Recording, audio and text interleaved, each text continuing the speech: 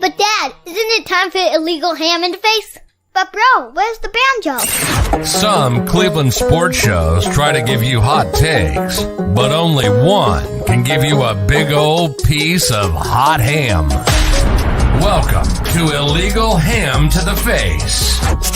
Talking all Cleveland sports. And don't forget our Fat Boy Tuesday, where we also ham it up with some fun food topics.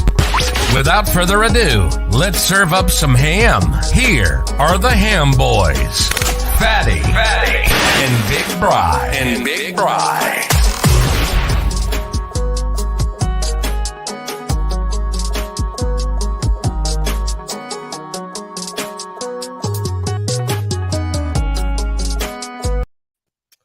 What's going on, everybody? I am that fat guy, Jared Fatty Bates, and always with me is Big Bry. Big Bry, can you hear me, bud?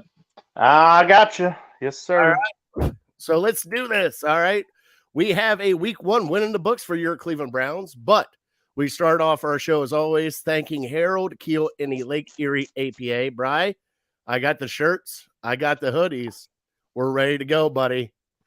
So I got a whole bunch of large shirts, extra large, a couple 2Xs, a couple hoodies that we will be, few of those will be giving away for our fantasy football league, but a couple of those will be giving away just randomly throughout our shows here in the next few months.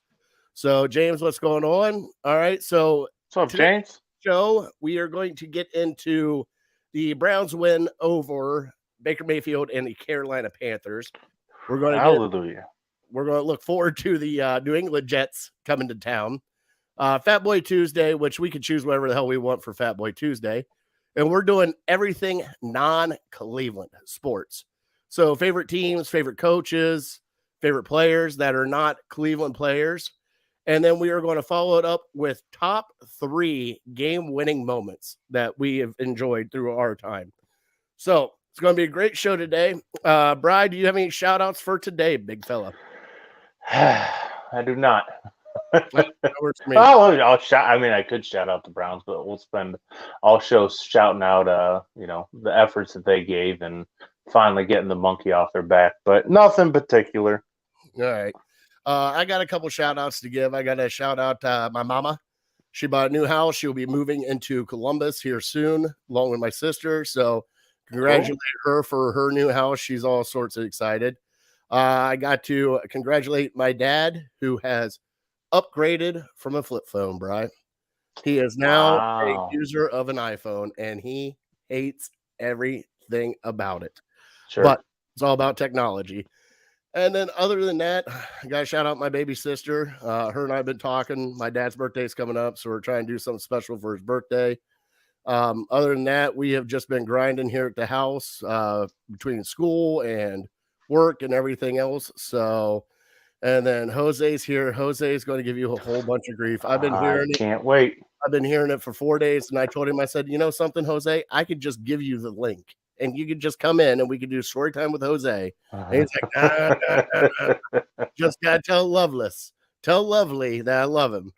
But he loves watching the show and everything, and he's talking trash about the Bears.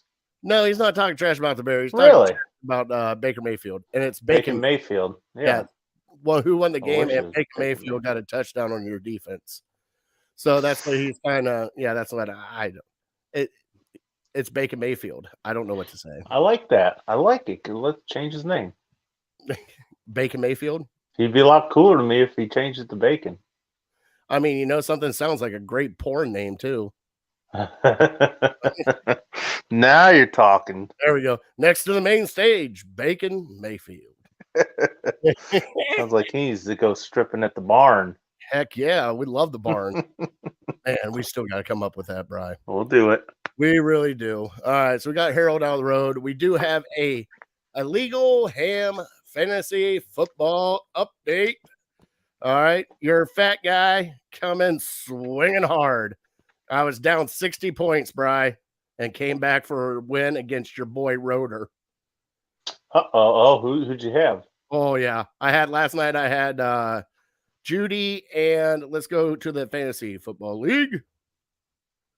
I had Judy going last night, and scoreboard.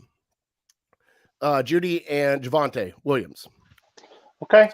Yeah, Javonte had 11 catches I heard today. All right. On top, Fats Happy Endings beat Team Big Rod 110-106. Wow, it was close. Wonder Years beat Portage County's Prostitutes 135-123. Dogtown Boys 143-121 over Team Span. Team Big Meat 110 and the Lyman Lounge 108. Wow. Giggles, who looks like nope, she didn't have top score. You played the top score. Giggles beat Harold 152-109. The fantasy football team beat Baldy Locks 121-85. And Bri, you got your ass kicked. You lost 170-104. Holy hell, Juice got a hold of you, didn't he? Who did Juice have? So I got a message, Justin Jefferson, Devontae Adams. I mean, his team was auto drafted, and I get a message from him, and I'm reading it at like 4:00 this morning, and I didn't really read the whole thing, but I guess I need to send him another link because he can't log in. So he's doing all this based on auto draft, based on, the computer setting his lineup. So I still give him credit. I don't want to take credit away from him, here's his we got to get him going. He had Daniel Jones, Swift, Montgomery, Justin Jefferson, Diggs. Let's see here. AJ Brown, Tampa Bay's defense, and Denver's kicker. Yeah, his wide receivers alone probably scored 100 points. Between Jefferson and Brown, that was 70 points right there, and Diggs. Yep. So that was 100 points right there just for them. Right.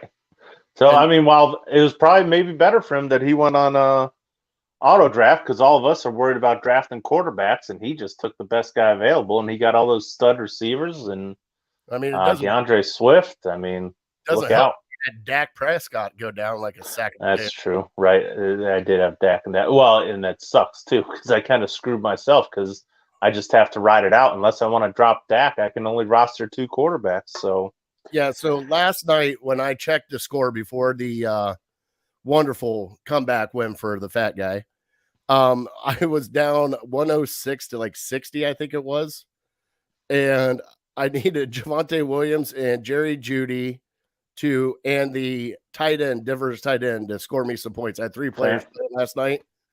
Let's see here. Javonte Williams got me 20 points. Judy got me 21 points, and the tight end got me 8 points. So that got me enough. That's just enough to get in front, baby. So I'll take it. I think it's tough because I think I beat Mark in another league by a couple points, and I had Jerry Jeudy too. So he's not having the best of weeks. That's all right. He'll deal with it. It's a legal ham. He'll deal with it. He'll be all right. All right, Brad, do you have a trivia for us today? Yes, I do. All right, let me bring up our little trivia banner here. Hold on.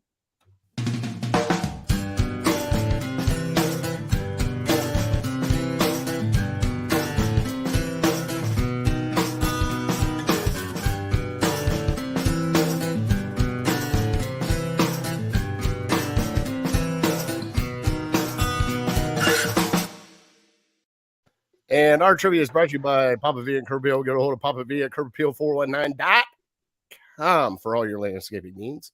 All right, Brian, hit me up with that trivia for today, please. Okay, here we go. So we just faced the former number 1 overall pick in Baker Mayfield, former Cleveland Brown.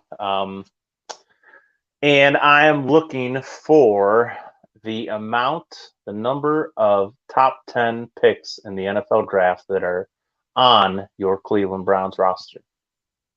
Number of top 10 picks. Guys drafted in the top 10 of the NFL draft that are on the Browns roster. They're on the Browns roster right now.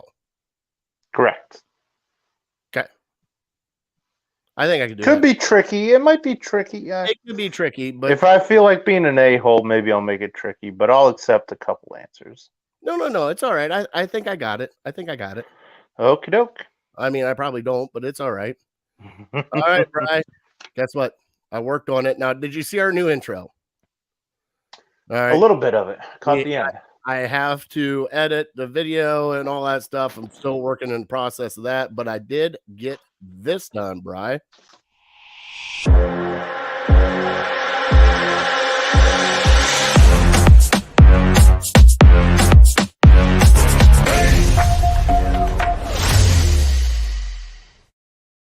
It's time for your Cleveland. Like that. You like that? Get down with that. A little club music. Attaboy. All right. So, your Cleveland headlines is your Cleveland Guardians are red freaking hot right now. They swept the Twins. They came back and beat LA of Anaheim last night.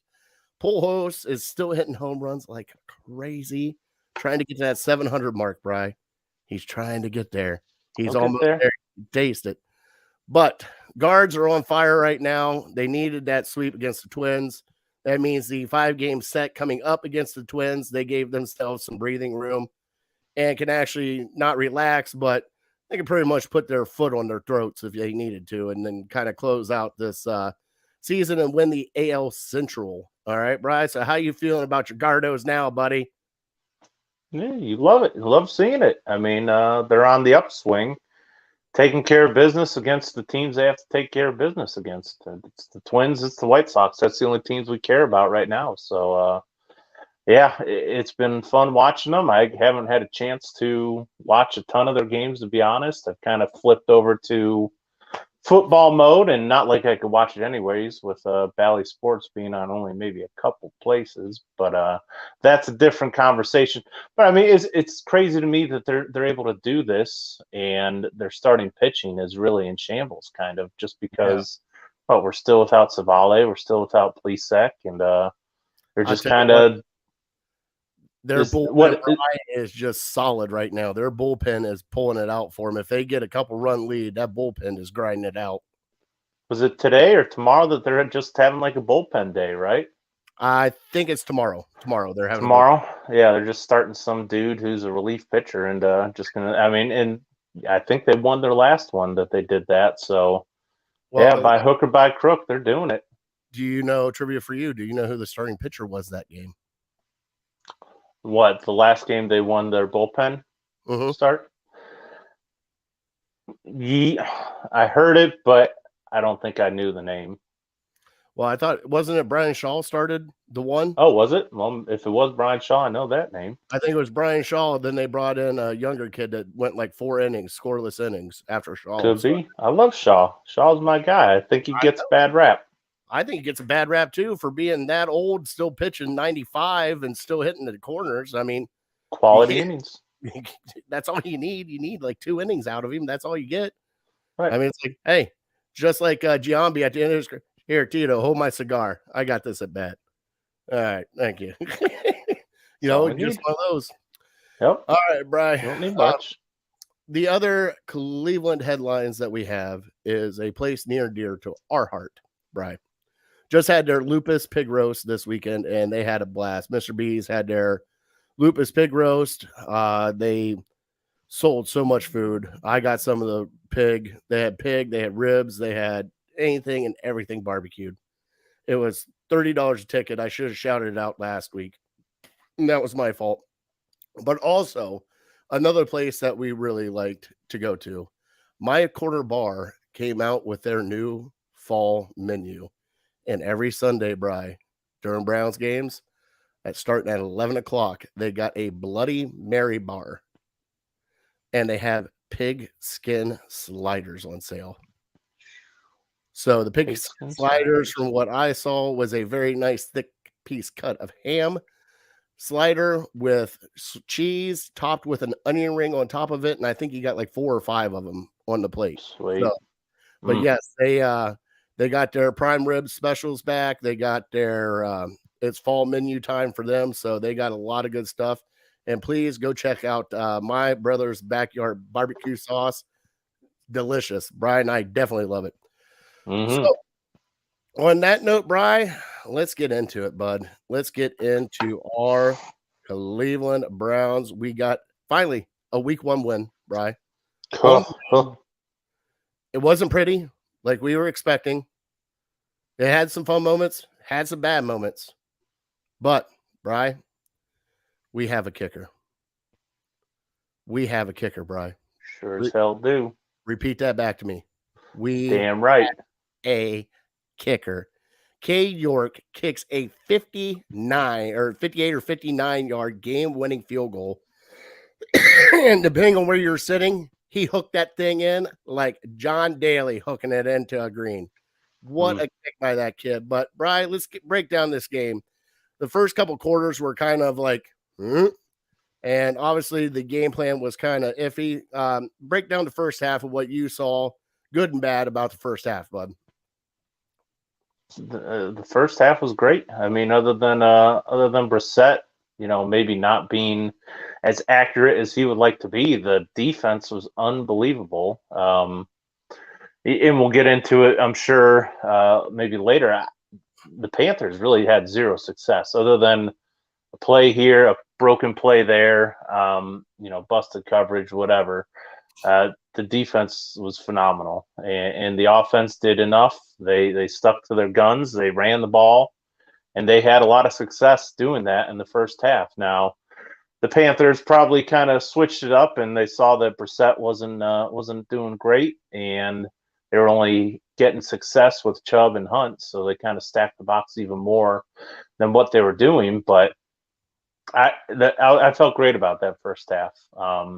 And I was really excited going into halftime, especially with the final drive that they had at the end of the half to drive it down and get it damn near another touchdown and have to settle for a field goal. I felt like we were in total control.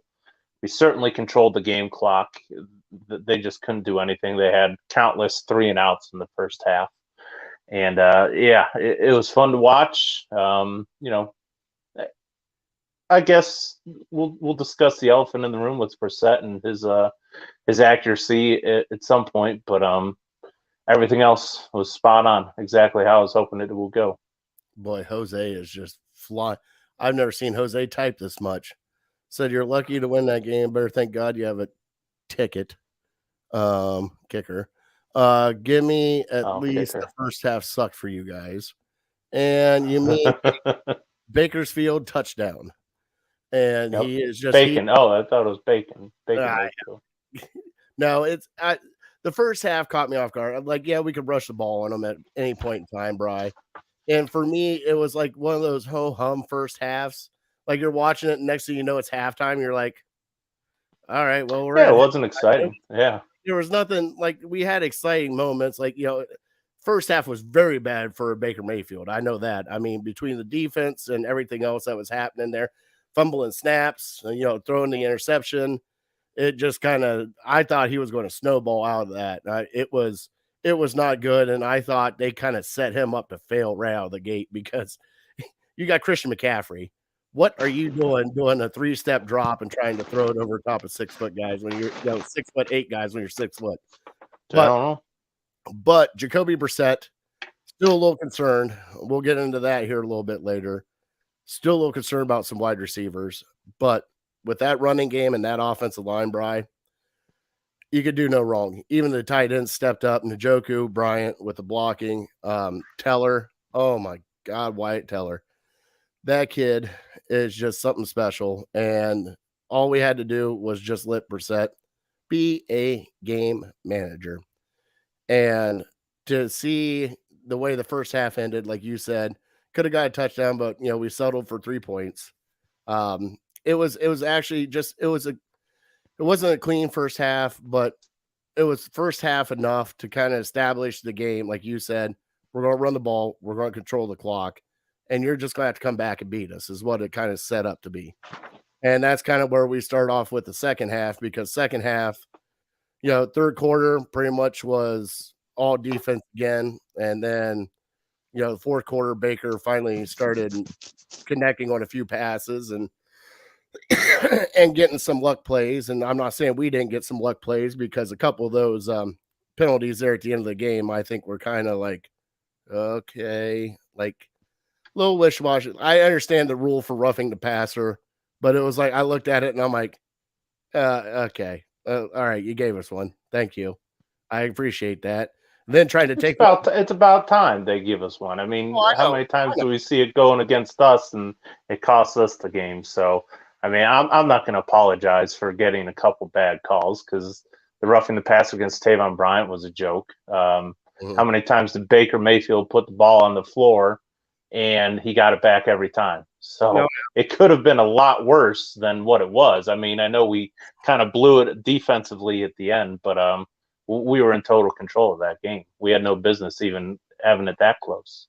Yeah, and like with them getting down to there in the last little bit, I thought Baker fumbled it again right there at the end. Thank God he pounced on it, because if he didn't, that would have been game over. Oh yeah, but it was. Are you talking about the Garrett sack where like he fumbled it and then? Oh, I'm talking about the one right at the end when they're like 2nd and 11 or something like that. Oh yeah, right.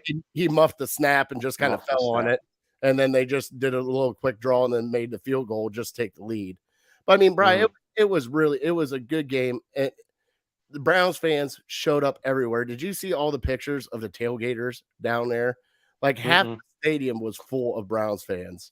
Like it was unreal. And honestly, the people we know, Nats tailgaters, was down there having a blast, and they were just hamming up. Redleg made the trip down with his wife for the game. So they said a lot of people showed up. So what do you think about the second half and how the Browns closed it out? Yeah, the third quarter was kind of similar to what was going on in the first half, and then the fourth quarter they just I don't know.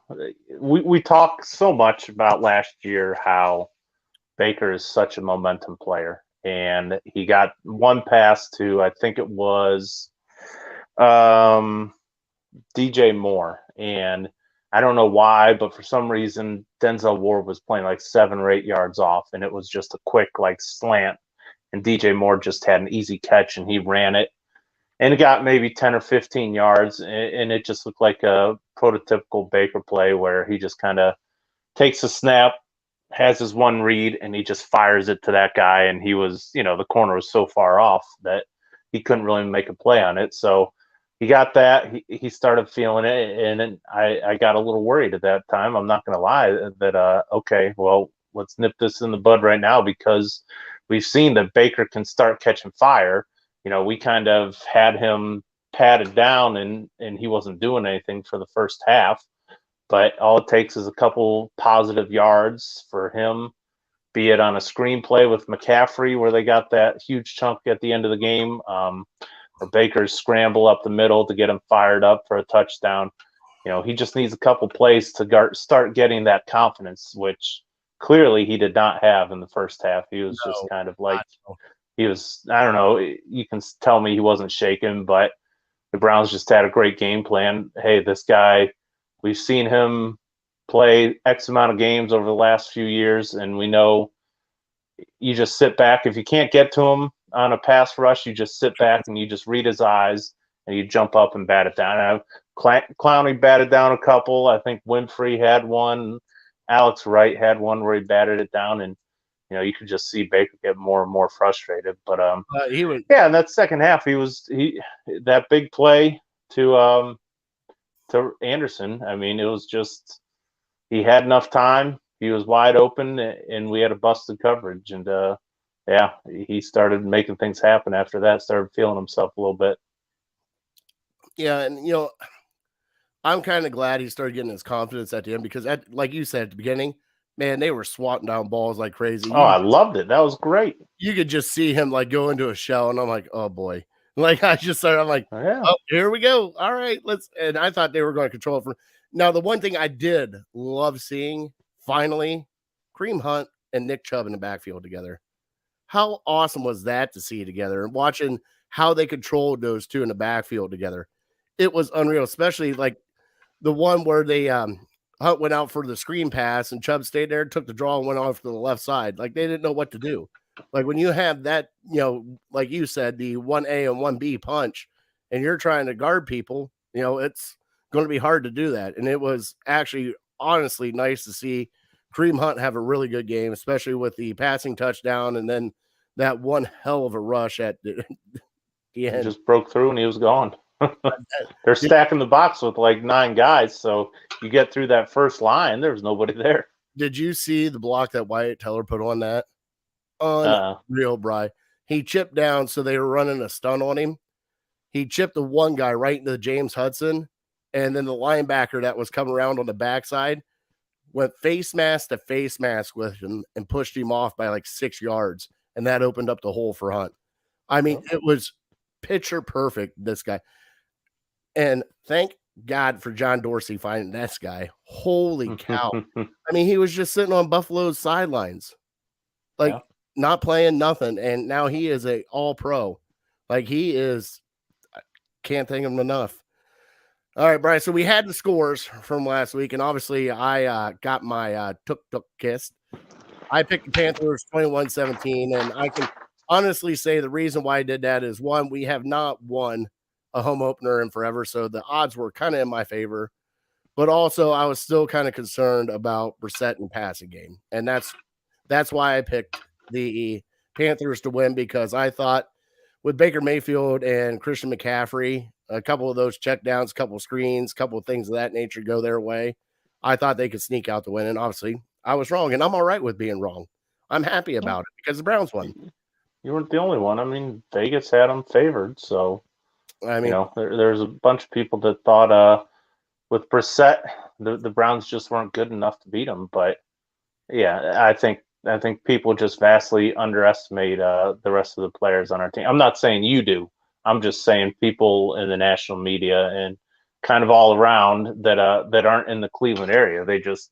You don't realize how good Nick Chubb was. You don't realize how good Kareem Hunt and Myles Garrett. I mean, we probably won't even talk much about Nick Chubb and Kareem Hunt and Myles Garrett today, because it's just a given that they're going to show up and show out, and they did. Yes, and what Nick Chubb had 130, 140 yards rushing, and it's like, he didn't even bust off any like huge runs or anything like that. It was just kind of 10 yards here. Yeah, he busted off some big runs, but not a huge run. Like, he busted off a 15-yarder, a right, 12-yarder, 20-yard. Like, he busted out some big ones. But, man, Brian, watching that man run, it is a totally, totally different. Like, it reminds me, honestly, of the old school days where, 3 yards in a cloud of dust. Like, he would be he'd be Adrian Peterson. That's what I see Nick Chubb being if it was 3 yards in a cloud of dust. Because, I mean, he even if he gets touched, he's still gaining 6 yards. Yeah. I don't know if I would trade him for any other running back in the league, to be honest. I know there's guys like Christian McCaffrey and Alvin Kamara that do different things, but between the tackles, when your quarterback's down, you just give him the ball and you run him until he asks for a breather. And that's what they did. And can't tell you how many times it looked like, well, they're going to get him for a loss or maybe no gain. And he just keeps it turning, and he'll get 4 or 5 yards out of it. And there's one time in particular, there was a guy coming around the backside, had him by the waist in the backfield, and Chubb's just, his lower body is so strong, he just stepped right out of it. And I think he got a 10-yard gain on that. So stuff like that doesn't show up in the scorebook. And Kareem Hunt's the same way. I wish they would find a way to get them the ball a little more creatively. And it was killing me. One of our last drives, I think, when we were up by a couple points, 23-21. And we just had to keep running the clock, and it was 3rd down. I'm screaming at the TV, run a screen, because we ran one other screen at the end of the first half with Kareem Hunt, and we got like 24, 25 yards. Like, run a screen pass to these running backs. It works. I don't know if they're afraid to use it too much because teams will start catching on, but it seems like every time we run a screen to Chubb or to Hunt and we get them out in space, I think back to the playoff game with the Steelers and Chubb taking that 40, 50 yards for a touchdown. Mm-hmm. Like I said, Kareem Hunt at the end of the first half. Just get them, you don't have to get them the ball up the middle every single time, or, on a RPO or kind of a counter or something. Like, get Nick Chubb the ball out in space a little bit, out towards the sidelines where he doesn't have, 4 or 5 guys that he has to shake to get around him. So that would be my one gripe with Stefanski and the play calling is, they did a magnificent job trying to get Anthony Schwartz the ball, and without throwing it to him and getting him with those end arounds and the reverses. They did a great job doing that. But yeah, get Nick Chubb some room to maneuver and he can make things happen. So that was frustrating. I think if they just did that on the second down or third down at the end of the game, they could have kept the sticks moving, and Baker wouldn't have had a chance to come back and lead them to a potential game-winning field goal. Yeah, Brian, we have Dearness Johnson was inactive that game. Chris is asking if it's trade bait. Sure. It can be. It could also be the matchup, especially with wanting to showcase either that or keeping him fresh. That could be it too, because if you're going out the first game running Chubb and Hunt the way you did, which they did get a lot of snaps with each other, you can come back here with the Jets and kind of wrinkle in something else with Dearness. It might be trying to keep some legs fresh just in case. Also, well, when you're talking about like a third string player, and that's what Dearness Johnson is. He's our third string running back. You almost need those guys for special teams, and he really doesn't play special teams. So you look at Ford, who returned kickoffs, and you look at Felton, who returned punts, which wasn't a great showing. But those two guys are fourth and fifth running backs, but they actually contribute on special teams. Whereas Dearness Johnson, he's basically just a running back. So it wasn't super surprising, but at the same time, that's why I was kind of saying, before the season starts, try to shop them. Maybe they did and just couldn't find a taker or couldn't find anybody willing to give up anything. So they figured we might as well hang on to him. But yeah, I wouldn't be surprised if he's inactive for a couple more games. We also got a reminiscence of the 85 Bears running back. What was his name? Walter Payton. McMahon. Oh. Yeah, he wasn't bad. I think he made a Pro Bowl or I think so. I think he might have won a Super Bowl. And right. It's not like he was Jim Brown or anybody. Or Nick Chubb even. When you have the coach of that's God named Mike Ditka, of course you're gonna. Cool nickname, I think, right? No, was it? What was it? I can't remember. You're so bad. I think it was Sweetness, wasn't it? Oh, it could be. That might ring a bell. Yeah. That was a long time ago. So, above average player in the 80s, I give him high five for that. My guy, Jose's pulling out his hair right now. You realize that. I'll give him an aneurysm. All right. So, Brian, I put out a poll on Twitter that you do not know about. And I'm going to ask you this question. Okay. After watching Jacoby Brissett and this group, all right, how do you feel after a week 1 win? Amazing, just okay, still concerned, or other? Right now, Brian, we have 238 votes on that. So I want to know how you feel. See if you match up with the Twitter poll. Listen, I've never been able to have a celebratory beer legally to celebrate an opening day win. So I feel amazing. I don't know how other Browns fans' expectations have gone, but at this point, when you lose 18 in a row, whatever it was, just get me the W, and I'm going to be amazing. I'm going to feel fine. Now, obviously, I have concerns going forward, but thankfully, the schedule makers favor the Browns, and we have a couple of winnable games coming up before we have too tough of a schedule. So my vote is for amazing. All right, so Twitter came out with 40%, 39% of the vote went just okay.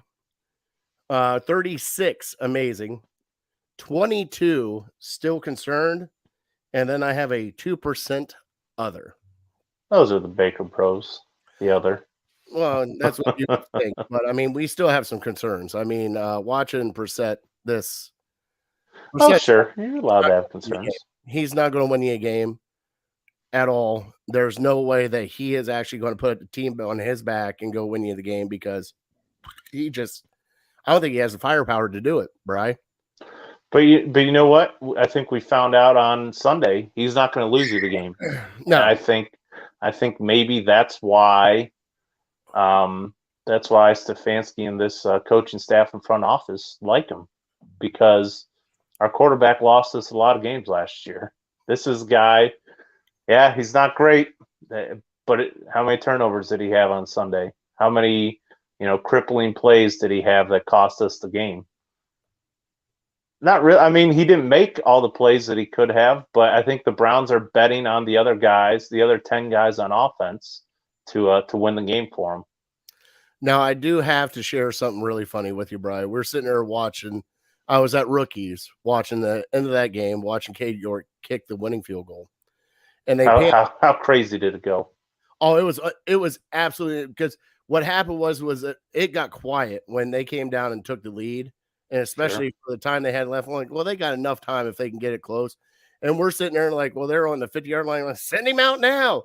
He can kick it from anywhere. Send him out. Like, everybody was just like kick it from 70 if you have to. Send him out there. So I'm sitting there laughing. The kick's done, and all of a sudden, you pan over and you see just Baker Mayfield holding on to his shoulder pads like this, watching the kick go through.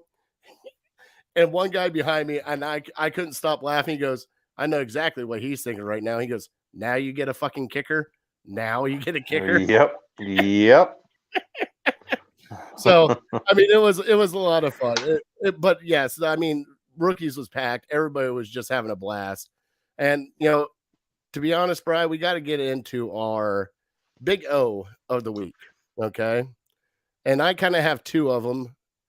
And I kind of want to get them off first. My first big O of the week, your boy, Donovan Peoples-Jones Jr. He made every contested catch. I mean, he was blanketed on a couple of those to get the drives going. He played one heck of a game, Brian. He actually blocked on a lot of them.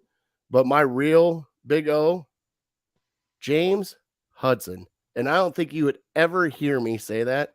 But for Conklin to be out, for Hubbard not to play, and for him to come in and plug in right there on that right side next to Teller and play a really good run blocking game, I got to give him kudos, Bri. I mean, that's what we drafted him for, and I am so glad it happened. I mean, obviously we got Kareem Hunt and Nick Chubb. I tried to go somewhere else where most people won't watch, and if you get a chance to watch his game tape, Bri, he did one hell of a job. He really did. What about you? Yeah, you didn't hear his name much, other than the legal man downfield at the end of the game. Other than that, you didn't hear his name a whole lot, so that's a good thing if you're an offensive tackle. And I'm with you. I could pick Hunt, I could pick Chubb, but I'm not even be biased because I've been hard on him in the preseason. But Peoples-Jones stepped up. He was, when Njoku was nowhere to be found, when Cooper had an okay game, some plays left out there, whether it be his fault or Brissett's fault. It seemed like Peoples-Jones was his go-to guy, and it wasn't anything flashy by any means because he had 6 catches for 60 yards or something. But hey, it was dirty catches, Bri. I mean, it was in traffic, people draped all over him, and he was making those catches because guess who can't make those catches? I mean, Harrison Bryant had a drop. So, I mean, the only people I really would say I trust their hands are Cooper and DPJ at this point on our offense, to be honest, other than maybe Kareem Hunt or something. So for him to get out there and put forward that type of performance, and like you said, he was making some contested catches. They weren't like he was wide open, and they made him work for them all. But yeah, he made the catches when we had to have him. Couple third down plays. That one play on the final drive that was just gigantic. And for all the ripping we're going to do on Brissett, we got to give him a ton of credit for standing in there and delivering that ball. And but it had to be caught, and it was by DPJ. So give both those guys credit. He was my no-brainer almost guy for offensive player, outside of our Hall of Famers, Nick Chubb. And and Hunt. Also, we got to throw is Cade York offensive? He's got to be offensive, right? Nice special teams. Yeah, we'll throw him in be there. Third offense, defense, special teams. No, we got just not my day player, and I got a special one for that guy. What about your big D of the week, buddy? Who is your big defensive player of the week? It's a guy who I feel like I gave it to a lot last year, and I was just impressed, and I don't think he gets nearly enough run, and that is Jadeveon Clowney. Couple batted down passes. He was waiting. You knew he just was wanting to bat down Baker's ball because it was probably easy for him because he watched it all last year, and he's like, man, I can do that. But then he got in there for a sack with Togiai, and he had like a tackle for loss. So again, you know what you're going to get with Myles Garrett. You need other guys to step up, and I thought he stepped up big. And if he can continue to have that type of production, I think our defensive line in particular will be spectacular. My big D player of the week, Brian, Joe Woods. Joe Woods has orchestrated this defense. And you know something, last year, I'll even be the first one in a minute. After the first 4 games last year, I wanted him gone. I wanted him out of here. I wanted nothing to do with Joe Woods. But watching what he has done with this defense and how they play for him, especially this game, it's not that hard to have a great game plan against Baker Mayfield, who you've seen through practice. Christian McCaffrey, who you knows what's going to happen once you get the ball. But for him to go out there, rotate his entire defensive line the way he did with Winfrey, Togiai, all those guys, and for the little wrinkles that he put in, just the little blitzes that he put in, especially the one where we got the sack with John Johnson got in there for the sack. Mm-hmm. You know, just little things like that. He did a really, really great job in neutralizing, especially in the first half, what Carolina wanted to do. And they couldn't do it. No matter what they tried to do, he told those guys get their hands up. They got their hands up, batted down the balls. They did exactly what they had to do to win that game. And Joe Woods, the orchestrator of it, and honorable mention, Tommy Togiai. Go Bucks. he had a half sack. Well, he had a couple of good plays, though. He had a half sack, but then also he had a couple of tackles for losses. So, you know, it's just this defense, Brian. I'm telling you, I don't know what it is. This defense is special. And I think it's going to be getting more and more throughout the year once they start getting gelled together again. So, Brian, do you have a just not my day player of the week? I do. And, you know, I never feel good about calling any one person out, but I really believe, like, if it weren't for Grant Delpit, that this game probably would have been pretty darn close to a blowout, at least a 2-touchdown game. I think of that first half play against Ian Thomas, the tight end, who got a 50-yarder down to the goal line, basically gave them their first touchdown when they couldn't do anything offensively. And then at the end of the game where, you know, all we needed was the Panthers to chew up some clock in very first play, they get a 75-yard bomb for a touchdown. So I'm going to give it to Delpit. I'm not in that defensive room, so I don't know if it really was his responsibilities for those 2 big plays. But let me not look over his interception in the first half because that was a great play. But yeah, I truly believe without those 2 plays, they maybe scored 10, 13 points. And I think that just gave them all sorts of momentum. So another thing I didn't like about, you know, if you go back and watch that Robbie Anderson play, as soon as Anderson catches the ball, and I know Anderson's fast and you're probably not going to get him, but as soon as Anderson catches that ball and takes like 1 or 2 steps, Delpit's looking around like, come on, man, what are you doing? You know, that was supposed to be try to chase down the runner or something. You know, maybe he's a dumbass and he's holding his ball out by the goal line and you can punch it free or something. No, he's already looking to blame somebody else rather than trying to finish the play. So I kind of had a problem with that. So be better, man. We need you. All right. My just not my day player of the week, Demetric Felton. Bry, all you got to do is catch it. You got to wave your hand like this. Hey, it's a fair catch. and just catch it. They can't touch you. If they do touch you, it's a penalty. Just catch the punt. Don't muff a punt to where an offensive lineman falls on it or whoever the hell fell on it. Just catch it. Just catch the punt. Wave your hand. You don't have to do anything spectacular. We're not expecting you to do anything spectacular. That's why we brought in a guy named Jakeem Grant, and he got injured. We just need you to catch the ball. Catch the ball. That's it. Sounds Don't easy. need to do anything else. Just catch the ball. All right. So, Bri, we are up next against the Jets, and it's pretty much, I believe, the same kind of game plan. I mean, it's going to be muddy. You're going to be running. It's going to be defense. So, what are you expecting out of this Jets game, especially with Joe Flacco as quarterback? I mean, what is it, 2012 again? Like, what's Joe Flacco doing quarterbacking the Jets? No, don't speak too quickly. Go check out his record against the Browns. It's not the best. So, but I understand it was with Baltimore, and it was a different team, and he was much younger. So, yeah, I'm with you. It's got to be the same type of game plan. Run the ball, don't turn the ball over, and play good defense. That's basically it. And you hope that Brissett is a little bit better, and I think he will be. I still, and a lot of people still question the fact that he didn't get a whole lot of playing time in the preseason. So basically, last week's game was like his preseason. So let him look at the tape. Yeah, and also you got to factor in first game jitters too.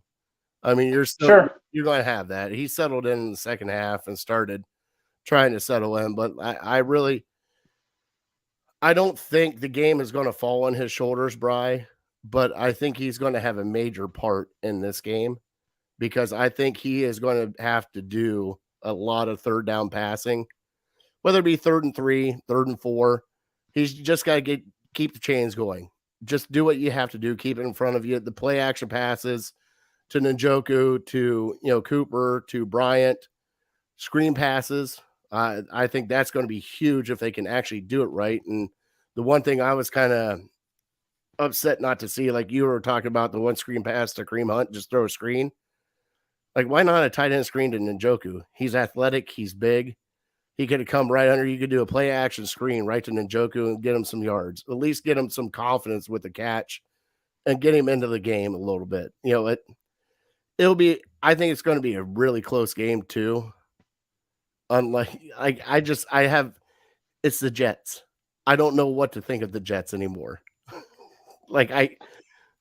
You know what I mean? They're the Jets. I know, Bri. They're the Jets, but at the same time, they can beat you. You can lose this game. This is not a 100% or a 90% game that you're going to win. I mean, if you're not ready, if you turn the ball over, a couple times and you can't force them into any turnovers, you will lose this game. You're not that good.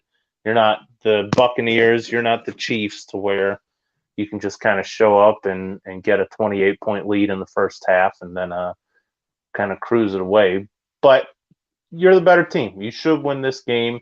If you're focused, you will win this game. And yeah, it's the Browns fan of me. I can't celebrate these should-be wins until they actually happen because I've seen them lose too many of them. All right. Brian, give me one key to this game, and then we'll get our picks. One key for you.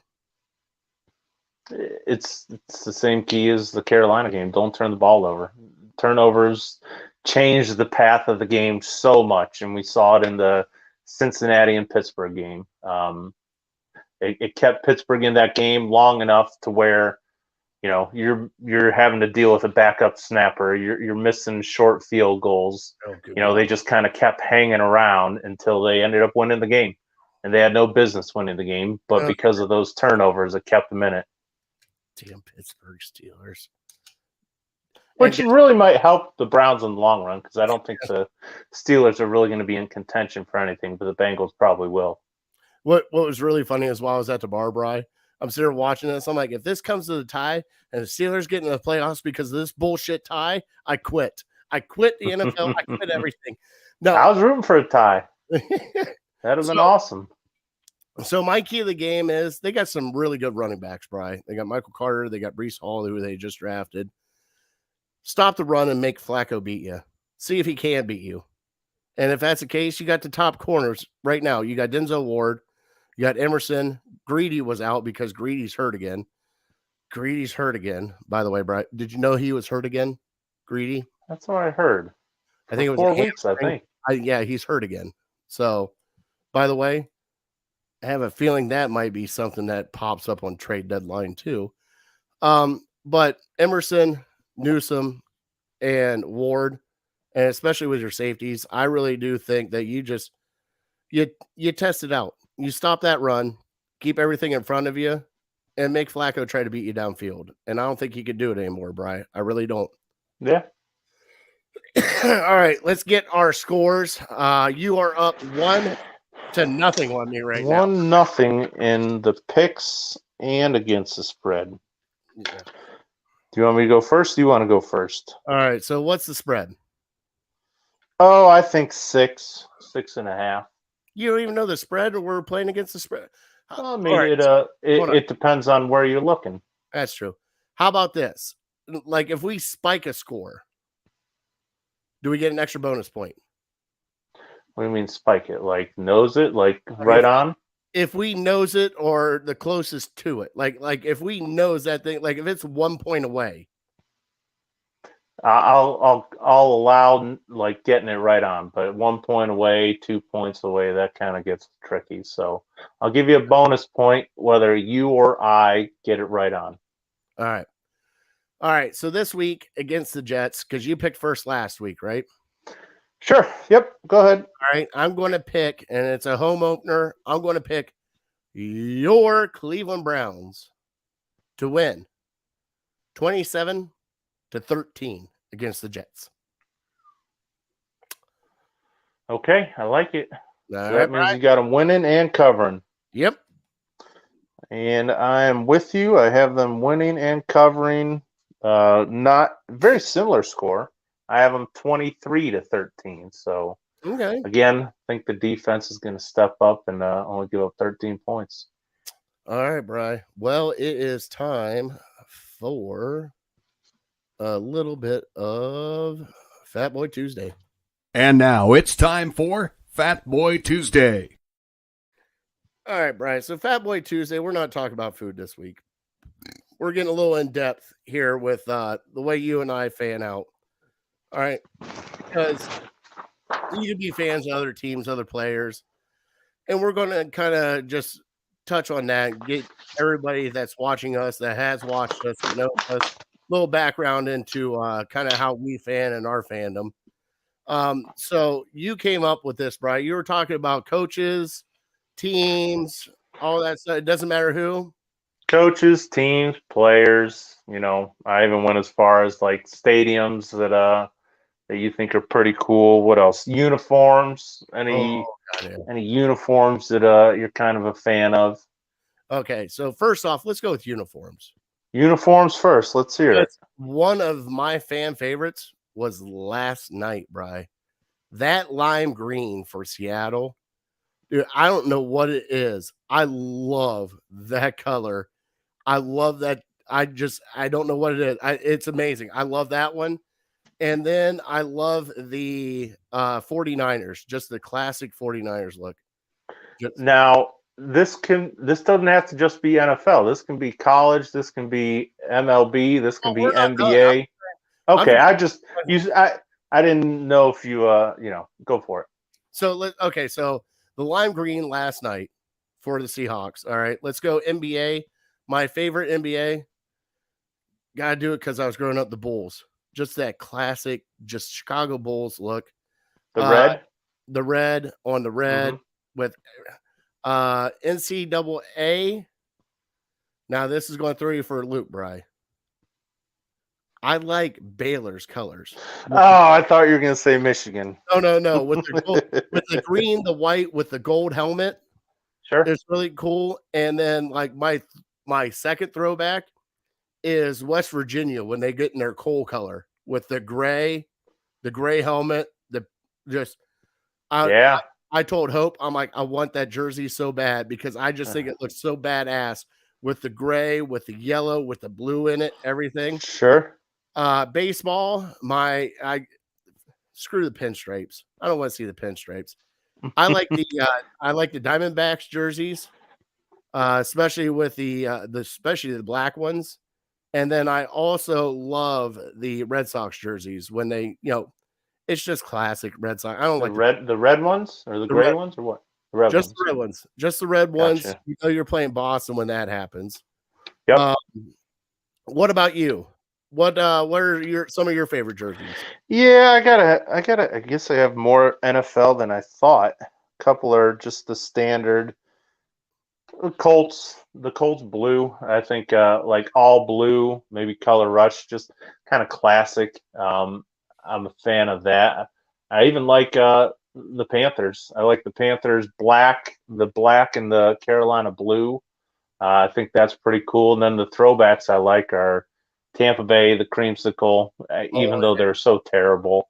I know. And also the Patriots red is something that maybe we didn't appreciate at the time, but when they wear those throwbacks, it looks damn good. And let's go to Chris put in the Golden Domes of Notre Dame. Shut up. We don't want to talk about that. Here. Their green jerseys are pretty cool. They're kind of like the Baylor ones you were talking about. I don't know if they wear them very often now, though. No. Is there one college team that just like when you start watching them, you're excited to see that? Like, I know it's Oregon. I get Oregon, but like you have the Penn State whiteout. You have the marquee games like Ohio State had with like the black jerseys, which I didn't like. But, is there like a set of jerseys that just like when you're sitting there, you're excited to see no matter what happens? Yeah, it's classic, and it's like my favorite color. My favorite color of orange is Tennessee. The Tennessee orange, the kind of like the Buccaneers with the creamsicle. I think that looks pretty damn good. Just classic, not a whole lot to it. And then they got the checkerboards and the in the end zones and in the stands with all the fans. I think that's pretty cool too. So the white and the orange of Tennessee. And then just to round it out, the other one I had down was also a classic look, the Celtics for the NBA. Just their green. Yeah. Maybe because my high school is green and white, maybe that's why I like it. But just clean. Something clean about it. Am I mistaken? Didn't Celtics wear like a black jersey once? Like a black? Oh yeah, they've worn black before, yeah. Sure. Yeah, it's like what I was talking about with like the Ohio State jersey. Like they wore that black with the black helmet and everything, and I'm like, I understand why you're doing it, but no, this is like a big like I don't like Oregon doing their stuff. I get that. Like when it comes to like our schools, Bri, I just want classic look. Like go out there old school with the the silver pants and just the red top and just like why black of all things? Like, Michigan did an all yellow one year, and I think they lost to Florida, and they haven't done it since. All right, Bryce. So non-Cleveland teams. I'm going to throw that one out here. We'll go with NFL. If you couldn't root for the Browns, who could you root for?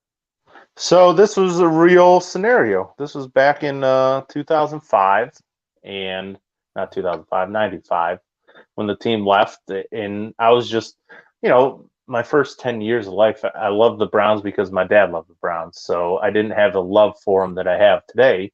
So I was looking for another team to root for. Nowadays, if the Browns left, I probably just wouldn't root for anybody. But I picked 3 teams, and they were number 3 was the Eagles.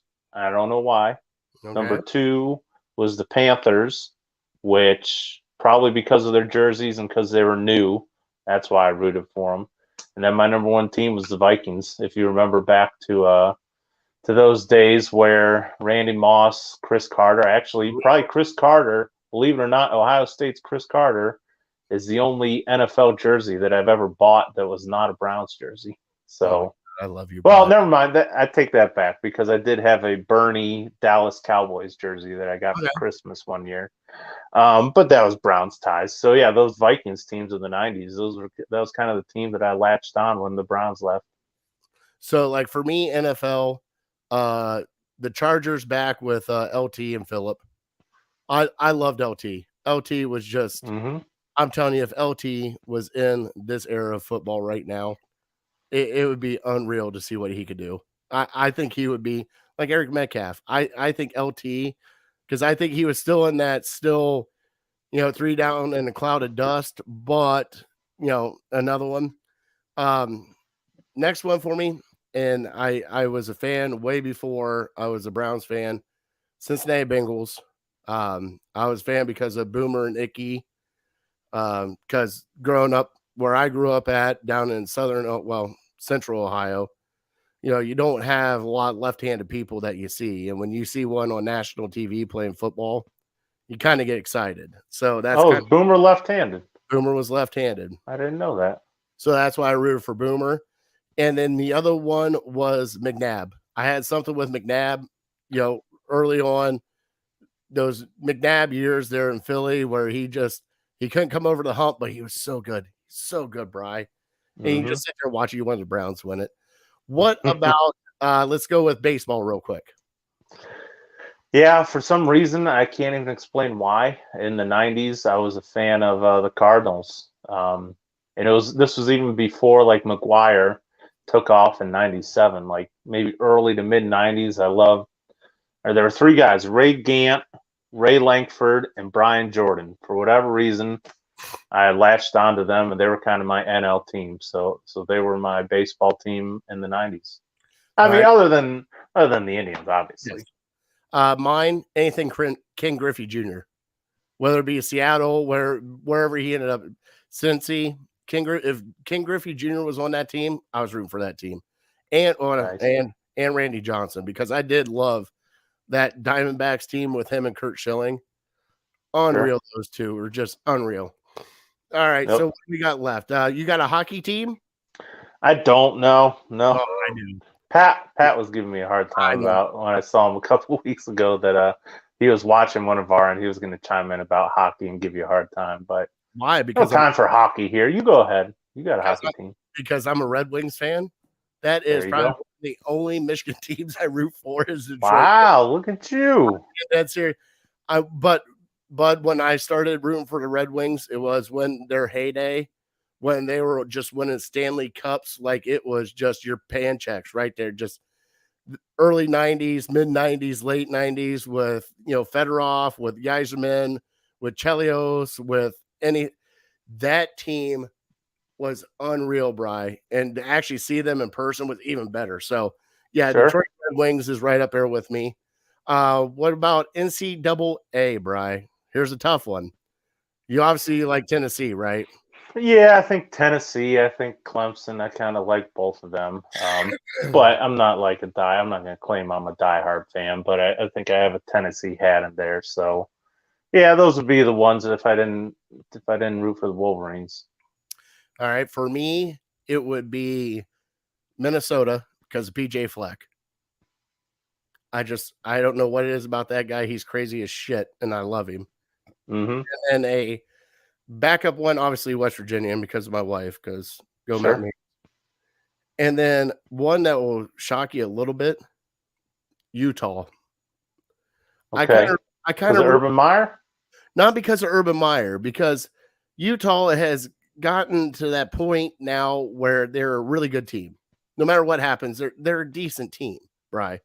But for the longest time, they reminded me of like Boise State, where they would go undefeated, not get recognized, nothing of that nature, not get a chance. And now that they're with the Pac-12, it's kind of different. And I like it in the Pac-12 because they don't play, like what we think of Pac-12 football. They kind of play like a Big Ten, like we got defense, we're going to punch you in the mouth kind of football. And I don't know what it is about the Utah team. I don't know what it is, bud, but I do like them. All right, so what else do we got now? We got baseball, NBA. NBA. You got any NBA teams that you kind of root for other than the Cavs? All right, so back in the day, Bri, you can't be upset with me. All right, so back in the day, definitely was a Penny and Shaq fan back in the Orlando Magic days. Sure. Also, you're going to love this one. I love me some white chocolate and Chris Webber. The Kings days with Peja Stojakovic. I love those teams, Bri. And then even the old school with John Stockton and Karl Malone, because it was just those were kind of my teams. I wasn't a Knicks fan. I loved the Bulls. Obviously, everybody loved the Bulls because it was Michael Jordan. Everybody watched Michael Jordan. It wasn't like, yeah, you're a Cavs fan, but you're looking at it like, man, he is like just something special. But yeah, those teams, like those Sacramento Kings teams, especially that Orlando Magic team with Penny, with Horace Grant, when Horace Grant was down there, Shaq before he got all diva-like and went to LA, like just, man, that was just a great team to watch. What about you? Some of your favorite NBA teams? Yeah, I don't really have a strong team that I really pulled for other than the Cavs, especially in the last. I guess if I'm like you, if I'm going to go way back, like 90s, I rooted for the Hornets. Maybe it was just the colors, but I think of the Larry Johnson days. I think of Alonzo Mourning, Muggsy Bogues. Those three guys kind of stand out in my mind. Grandmama. Yeah, that was my guy. I love Larry Johnson. And then, of course, recently I just kind of rooted against teams. Like, I think of the Mavaliers, the Mavericks when they played the Heat in the finals. I think of the Raptors when they beat the Warriors in the finals a couple years ago with Kawhi. But, I wouldn't really root for those teams. Just in that particular series, I was watching those games, pulling for those teams. Yeah, it's unreal how you do that when you start watching. Like, I think everybody that year was a Mavalier. I don't. Oh yeah, I really do. Spud Webb. I like that. Hey, I remember those years. Like, I remember.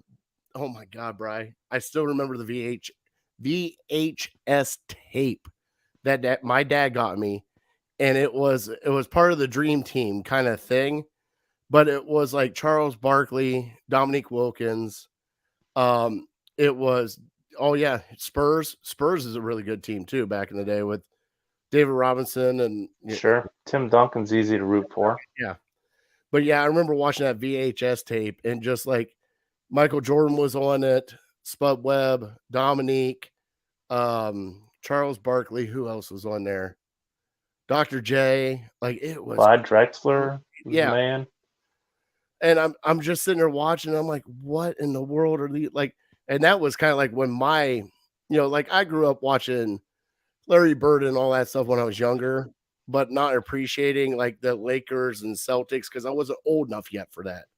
But then like I got into the Bad Boys, the Bulls, the Knicks that were really good, the Pacers with Reggie Miller. I grew up in that kind of era of basketball, like Houston Rockets, Drexler and Olajuwon. And then you get Penny and Shaq, and then you got Stockton and Malone, and then you got like all these other teams. It was just unreal how they just stacked. It was just, as a fan, you're just like, holy cow. You can pretty much root for whoever you wanted to. Right. Is there a coach that is one of your favorite coaches, Brian? I mean, other than the teams that I root for, the only guys I kind of came up with, I wrote down, and maybe it comes as no surprise why I kind of like. I like Clemson. I'm a Dabo fan. If I didn't go to Michigan, I'd probably go to Clemson and play for him. I think something about him just gets you fired up. I also have down Jay Wright for college basketball, which I think he retired. Yeah, I think but seems like a good dude, good hell of a coach. And then the other two in the NFL were Andy Reid and Pete Carroll. Seemed like good dudes to play for. So mine, obviously, I already said it. PJ Fleck. I think he's just nuts. I don't know what the heck is going on with him, but I think he's just crazy. NFL wise, Brian, I get you with Andy Reid, but I would love to play for Sean Payton. I think it'd be just to pick his brain a little bit to play for Sean Payton. NBA wise, Phil Jackson has made our list here. Sure, absolutely. All of that. And I know everybody else hates him. Steve Kerr. I'd like to play for Steve Kerr. He looks like that kind of as a coach. Now the team, I hate him, but would I like to play for Steve Kerr? Probably. Yeah. I mean, I'm not going to lie. And then baseball. God, I love Tito. I love playing for Tito. But honestly, I'd just play on any team that Miguel Cabrera's on. I don't care who. Why Miguel Cabrera? Have you, like, just unreal? Like, he loves the game. He loves to mess with people. He just loves to have fun. Like, just watching him mess with other players, mess with other coaches, talk crap to pitchers, talk crap to the catcher, and just laugh about it. He doesn't get upset, nothing of that nature. He just loves the game for the game that it is. And it's just, I get pure joy out of that because you don't find that often, because everybody looks at it as, a business. I got to keep my, I got to keep my rep up. I got to be this guy. And he just is him. He doesn't try to force anything. Just, okay, I'm just going to hit the shit out of this ball. Might make it to first base, not making it to second, but I'm going to make fun of people that don't make it to second. Like, just, you know what I mean? That's a good segue to some of your favorite players that maybe we haven't mentioned. That's right. All right. So I got Miguel Cabrera, Ken Griffey Jr. all time. Right. All time. Ken Griffey was my childhood hero growing up. It was all like, I wanted his batting stance. I wanted to hit home runs like him. I wanted to play center field like him. Like, oh my good Lord. Oh, here, Gundy. So I'm a man. I'm 40. Come after me. How could we forget about that glorious mullet? Oh my Lord. But also NBA. I was a huge Mark Price. I know we're not supposed to do Cleveland. Mark Price is just my basketball. If it wasn't Mark Price, it would probably be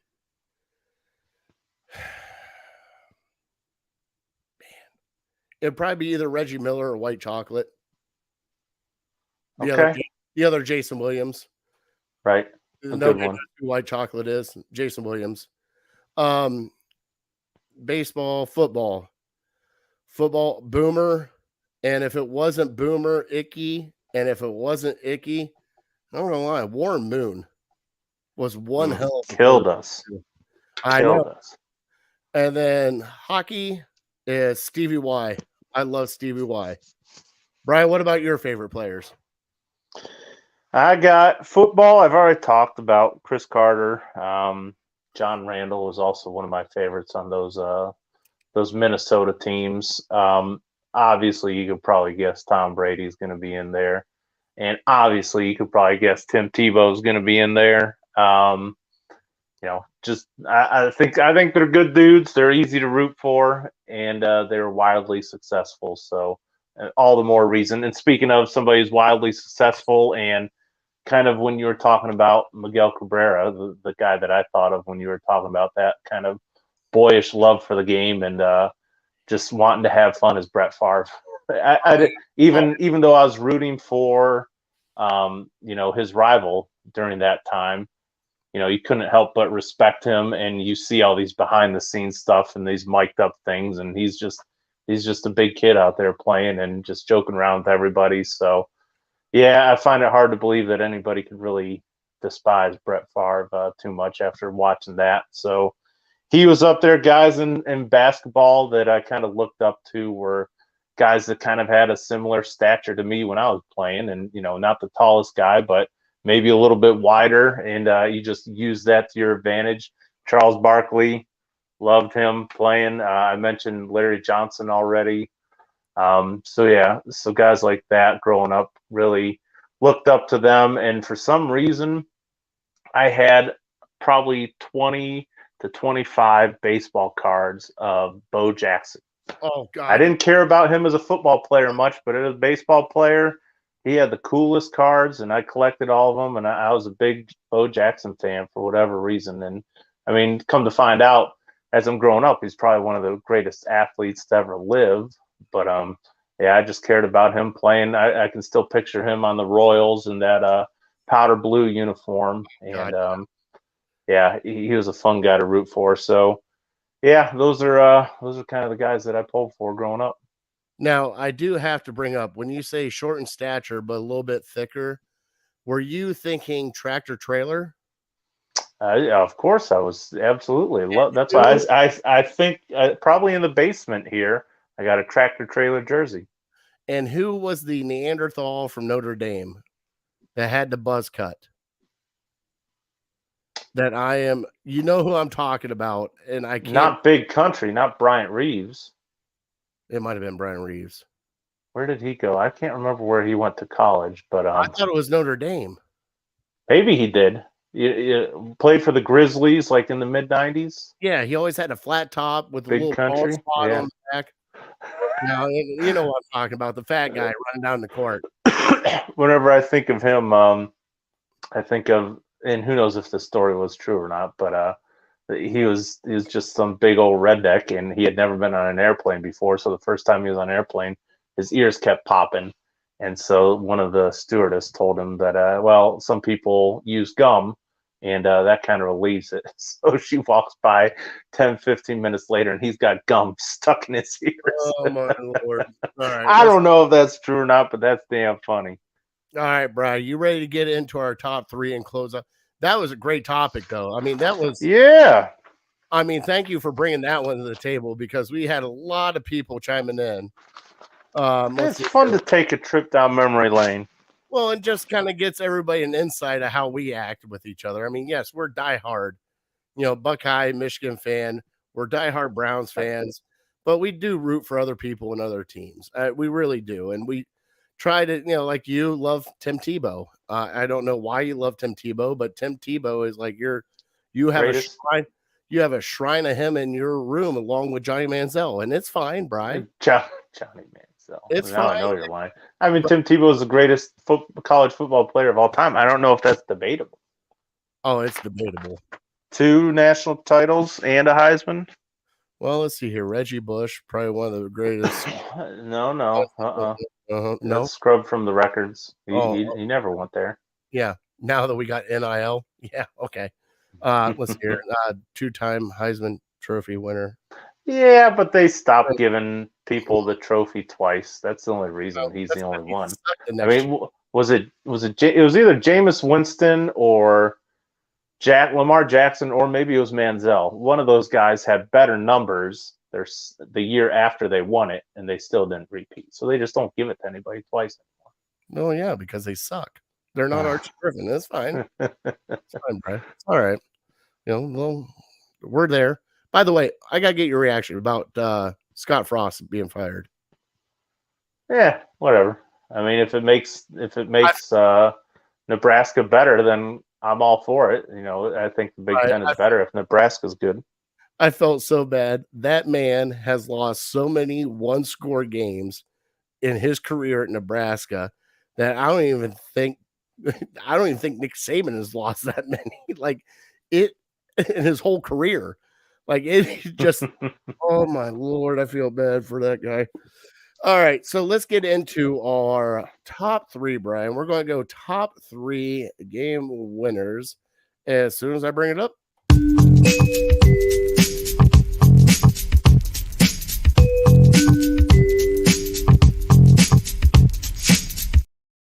All right, so top 3 game winners. Now, I brought this up because Cade York is our Brian. We have a kicker. His name is right. Can you guess? What I tell you? He's worth 5 fourth-round picks. You did. You were so excited. And hold on, trivia question again. What's the longest kick by Phil Dawson? I know it's not 58 yards. Actually, 50... it is 58, and Cade York beat him with 59. Phil Dawson was 58? Mm-hmm. That was, really? I think it was 58 or 57. Okay. 57. I know, what was it? Oh, that's what Craig. Chase McLaughlin hit a 57 or 58 yarder last year, right? Mm-hmm. But Cade York's the only rookie to do it. In his first damn game. He went 4 for 4 on field goals. I mean, I told you, this kid's the real deal. I think personally, he could be better than Justin Tucker. I'm not saying he will be, but he could be. Oh boy, that is bold, Bry. Well, absolutely. I mean, when you do that in your first game, hold on. A minute 20. Let me write that down. Minute 20. Okay. Sure, bold prediction. Yeah. I already got it. Hot take right there. I got it written down. I don't even know if I'm not saying he will be. I'm saying he could be. I don't think that's even a hot take because go back and look at Justin Tucker's first game. I guarantee it wasn't that good. Well, that's true, but still clipping that one. I mean, sure. You're putting him next to a Hall of Famer. Please do. Yeah. Hall of Famer. All right, Brian. So let's get into our top 3 game winners. Now, this can be any game winner you have ever seen. All right. Whether TV, in person, your top 3 personal game winners that you have seen. All right. Do you want me to go first? Doesn't matter. Go ahead. All right. My number 3. It's got to be Ohio State, Michigan. With the Curtis Samuel run to the end zone. Oh, okay. Oh, where he came up short and they gave him the first down? Yeah, that one. Okay, yeah, that one. Everybody makes bad calls. I mean, it was a bad call. I mean, hey, Browns got a break. Ohio State got a break that day too. I'm not saying they cheated or anything. My number 2 was the Phil Dawson doink over the right at the base. Hits the base of the goalpost and rolls right in. That was over the Ravens, wasn't it? Yeah, and I'm just trying to think now. Like, I think they left the field thinking that the Ravens won, and then somebody's like, "Oh, maybe we should take a look at this," and they brought everyone back out. All right, and Bry, my number 1, and it wasn't a game winner, but it was a game winner. Kyrie throwing that 3-point dagger right at the end to give us a championship. I mean, I have a lot of things happened that with the block, everything else, but Kyrie throwing up, and it wasn't even a last-second shot. It was a last-second shot clock shot, but gave them to the point where they could win the championship.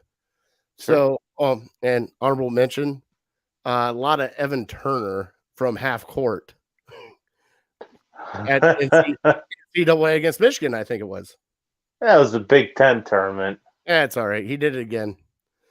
All right. So, Brian, what about you, bud? Well, now I'll cross that one off. I'll find. I got a new number 3 here. All right, go ahead. And that's in the NCAA tournament to go to. Can't remember if it was the Final 4 or the Elite 8 at the time. Trey Burke going against top seeded Kansas, and that phenomenal shot. Yeah, thank you for jogging my memory on that. That was a hell of a shot. Gives me goosebumps. Or I was also thinking Jordan Poole against, I think it was Texas Tech or maybe Utah or one of those red teams, maybe 3 or 4 years ago. Half court shot as well, but that wasn't quite as special. Okay, so that's 3. Number 2. The very first win when the Browns came back in 1999? If it wasn't the first, it might have been the first. Yeah. Tim Couch. New Orleans. Rod Cherry. Sorry, Gerard. Was it to Kevin Johnson or who caught that? Johnson. It was Kevin Johnson because that was my first experience as a Browns fan. Mm-hmm. I started rooting for the Browns when they came back, and it was Kevin Johnson in the end zone. Because I remember being in my mother's basement going absolutely insane after that catch. Yeah. Oh, my. Brian, that's a great one. That's great. Kind of how I felt on Sunday. I mean, it just brings it all back. When you win a game that you thought you lost, it's just a special feeling. All right. Number one, I mean, I don't know how you can't have Kyrie up there. It was the only winning moment that has won us a championship in our lifetime. So unless you're a giant Cleveland Crunch fan or something like that, and you want to pull one of those moments out, the only championship I've seen is thanks to Kyrie Irving, which is kind of funny to say now. Yeah, it is. Now he's crazy and just crazy. Right. All right, guys, can't thank everyone, and it was Kevin Johnson. God, what a game! Kevin Johnson. Thank Craig. What a game! Like I'm just picturing it now. I can still picture it right now. And there it was. Like that will ever be in, just stitched right in my memory, Bri. Right. Thank you for bringing that one up. How did I miss that one of all things? All right, everybody. Thank you so much for watching. We do have some giveaways we're going to be giving away, and the fat guy and Big Bri will be back out on the road. We don't know where we're going yet, but we will be back out. And when we do go live, you will know it first. I'll probably be here in the next few weeks once football season really takes hold and things kind of slow down for both of us at work. But we will get out. Nick Carnes and all those guys were at Platform Beer Company. They had a blast out there. Cool. So we're going to be doing stuff like that. So please stay tuned for that. Please stay tuned for T-shirt giveaways from the APA and also gift card giveaways from the APA. Harold Keel hooked us up with a whole bunch of merchandise to give away. So on that note, Bri, hey, it's Victory Tuesday. I like that. All right, hold on. What are you drinking? You're all out. I ran out of beer, so I had one of these White Russians. Oh, okay. That my wife had. She doesn't drink them because they're 14% alcohol in that bad boy. Oh, nice. Yeah. I got me the big bottle of Fireball here. Oh, there you go. Yeah, I'm all out though. That's all right. Well, cheers. Here's to the Browns' victory, bud. Yeah. All right. Bri, God bless them. God bless you. God bless America. I am that fat guy. We want to thank our troops and first responders for everything you guys do. Thank you guys so much for what you do. We appreciate it. We really do. And on that note, we are definitely uncorked, unloaded, and we are out. Go Browns.